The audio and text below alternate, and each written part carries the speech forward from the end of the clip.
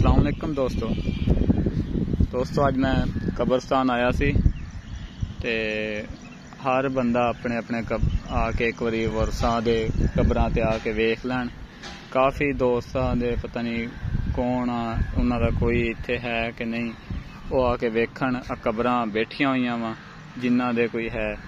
एक आ बैठी हुई कबर, एक है वेखो, ते काफ़ी सारियां मैं इस टाइम कब्रस्तान आया होया ते इत्थे सी एक कबर अगे वो भी बैठी हुई है। वेखो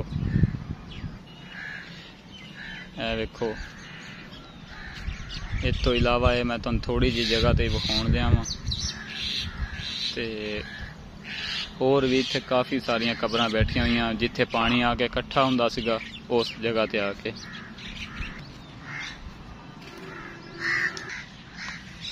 भी कबर एक बैठी आ ते मजीद का नाम वेख लो, अब्दुल गफूर वल्द मुहम्मद शरीफ। ये भाई भी आके इन्हां दे कोई वारस है तो वह भी आके इन्हां दी कोई करन सैटिंग। वफात 27 दिसंबर बरोज हफ्ता, कौम मुगल।